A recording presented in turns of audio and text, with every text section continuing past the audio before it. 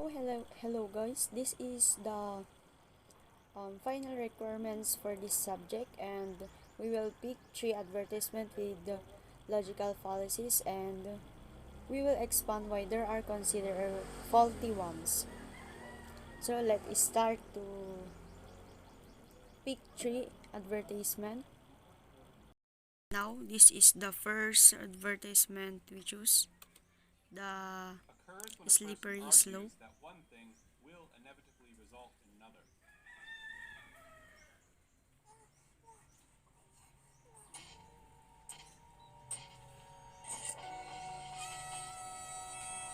Come join us, Lisa. It's so cool. You get to stay up all night drinking blood. And if you say you're a vampire, you get a free small soda at the movies. No! No! Lisa, you have a choice here.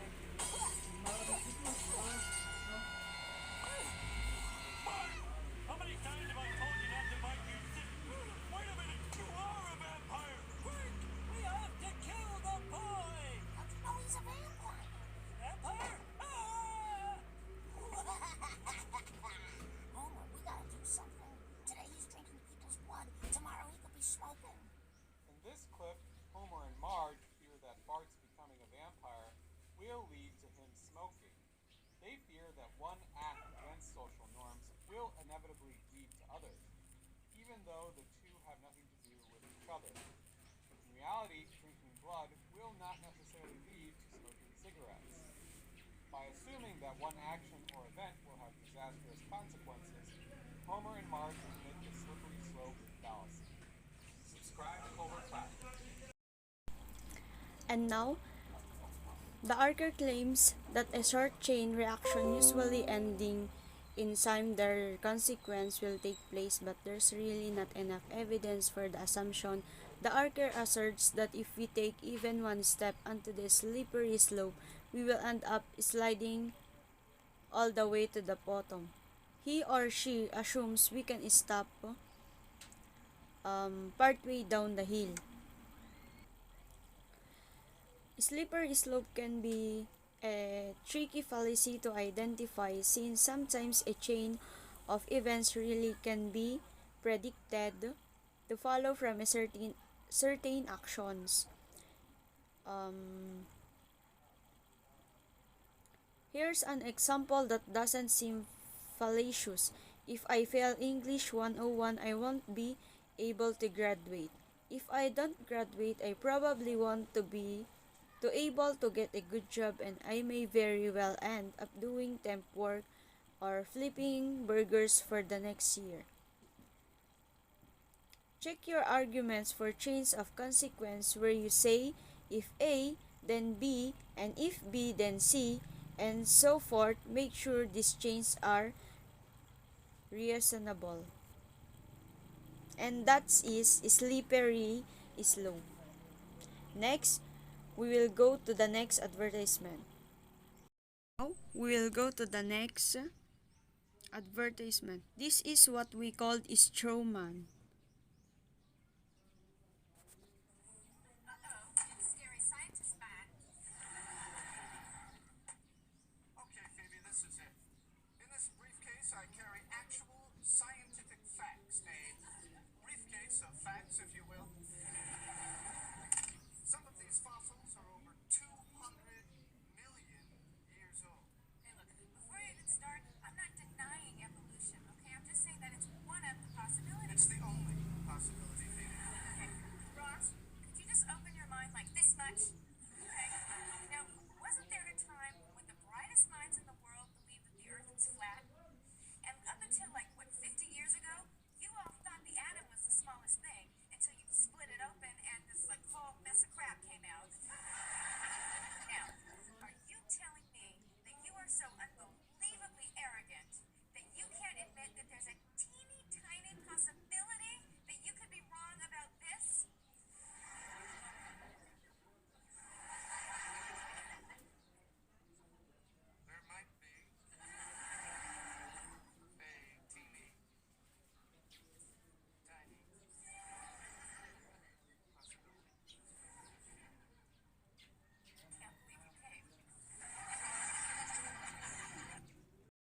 That is the example of advertisement of Stroman. One way of making our own arguments stronger is to anticipate and respond in advance to the arguments that an opponent might make.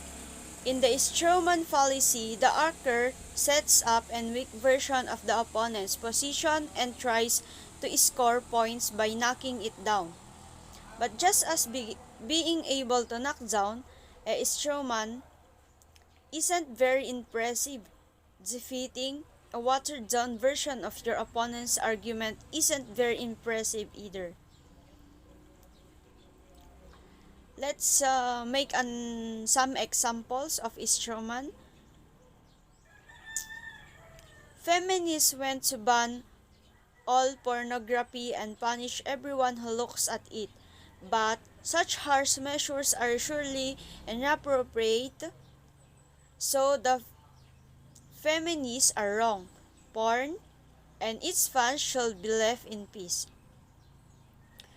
Be charitable to your opponents, state their arguments as strongly, accurately, and sympathetically as possible. If you can knock down even the best version of an opponent's argument, then you've really accomplished something. And that's what we call Stroman fallacy. And let's go to the next advertisement. And now, for the last advertisement, let's watch the ad hominem advertisement. I'm sorry my opponent didn't think enough of you to show up for this debate. I'm sure he had more important things to do. Sorry I'm late, everyone.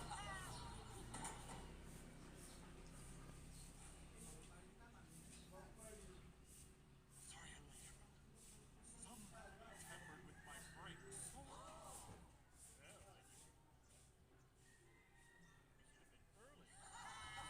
Hey, got you there. Hey. Oh, come on, people. This man has promised round-the-clock trash pickup. That's impossible. Not if we hire more men. And my men will do all your messy jobs. They'll wash your car, scrub your shower, air out your stinkables. I can't believe what I'm hearing. Well, then you better turn up your hearing aid, Pops. Pops? I'm only 2 years older than you. Do we want old man Patterson here with his finger on the button? What button? What the hell are you talking about? Which button? Where am I? Who took my false teeth? All right, fine. If you want an experienced public servant, vote for me. But if you want to believe a bunch of crazy promises about garbage men cleaning your gutters and waxing your car, then by all means vote for this sleazy lunatic.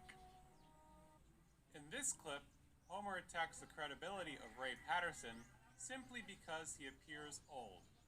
In other words, he asserts that Patterson is not competent because he has gray hair.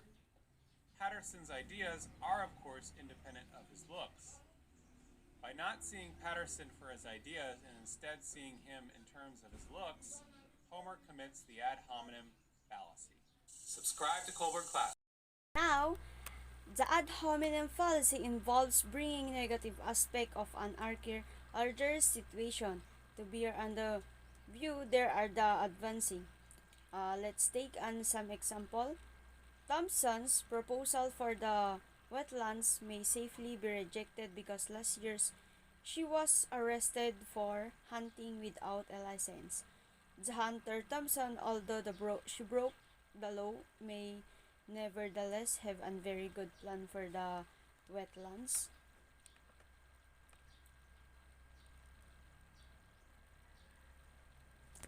And that's all for today. We discussed the three advertisement and we discuss the fallacies in this advertisement. Thank you for watching.